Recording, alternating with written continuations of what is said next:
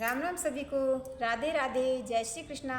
आप सबका स्वागत है हमारे YouTube चैनल आरजे कथा कीर्तन में। तो चलिए आज हम गोवर्धन की कथा श्रवण करते हैं। बोलिए श्री कृष्ण भगवान की जय, श्री गोवर्धन महाराज की जय। तो कथा में प्रवेश करते हैं, बने रहिएगा कथा में। कार्तिक शुक्ल प्रतिपदा को अर्थात दीपावली के अगले दिन अन्नकूट उत्सव मनाया जाता है।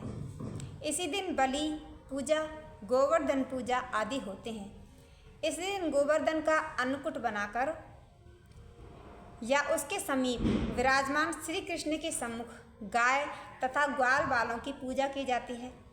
यह ब्रजवासियों का मुख्य त्योहार है। इस दिन मंदिरों में विविध प्रकार की खाद्य सामग्रियों से भगवान का भोग लगाया जाता है। एक दिन भगवान कृष्ण ने देखा कि पूरे ब्रज में तरह तरह के मिष्ठान तथा पकवान बनाए जा रहे हैं। पूछने पर ज्ञात हुआ कि वृत्रासुर संहारक मेघ देवता देवराज इंद्र की पूजा के लिए तैयार हो रहा है।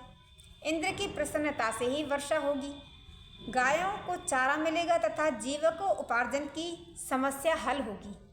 यह सुनकर भगवान श्री कृष्ण ने इंद्र की निंदा करते हुए कहा कि उस देवता की पूजा करनी चाहिए जो प्रत्यक्ष आकर पूजन सामग्री स्वीकार करे। गोपों ने यह वचन सुनकर कहा कि कोटि कोटि देवताओं के राजा की इस तरह से आपको निंदा नहीं करनी चाहिए। कृष्ण ने कहा, इंद्र में क्या शक्ति है जो पानी बरसाकर हमारी सहायता करेगा। उससे तो शक्तिशाली तथा सुंदर यह गोवर्धन पर्वत है जो वर्षा का मूल कारण है। इसकी पूजा हमें करनी चाहिए। भगवान श्री कृष्ण के बातों के जाल में फंसकर सभी ब्रजवासियों ने घर जाकर गोवर्धन पूजा के लिए चारों ओर धूम मचा दी।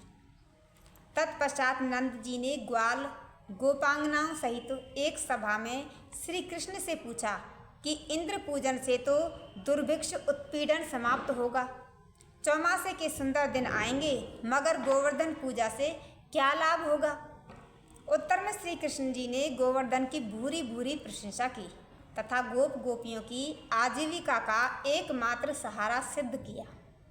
भगवान की बात सुनकर समस्त ब्रजमंडल बहुत प्रभावित हुआ तथा स्वगृह जाकर सुमधुर मिष्टान पकवानों सहित पर्वत तराई में श्री कृष्ण द्वारा बनाई गई विधि से गोवर्धन की पूजा की।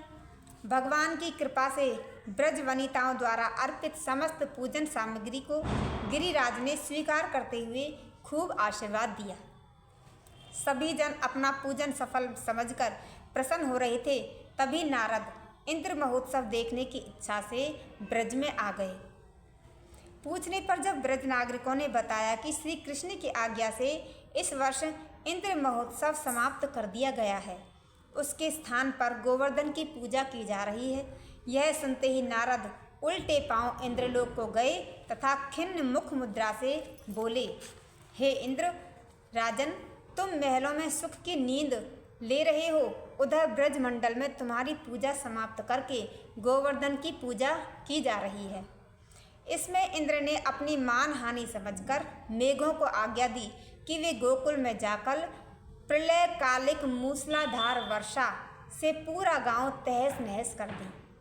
पर्वताकार प्रलयकारी बादल ब्रज की ओर उमड़ पड़े।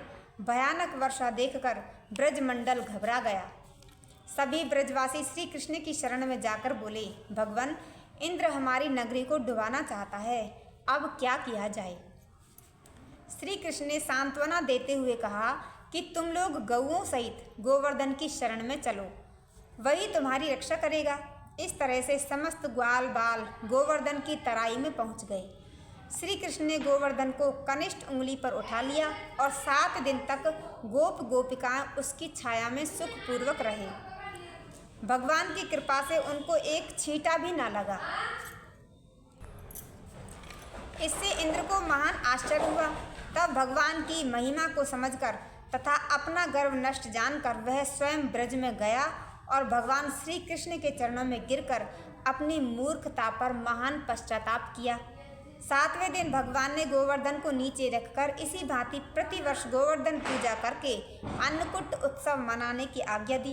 तभी से यह उत्सव अन्नकूट के नाम से मनाया जाने लगा। तो ये थी गोवर्धन की कथा। अगर आपको अच्छी लगे तो लाइक करिएगा और हमारे चैनल को सब्सक्राइब करिएगा और शेयर भी करिएगा, जिससे सभी इसका लाभ उठा सकें।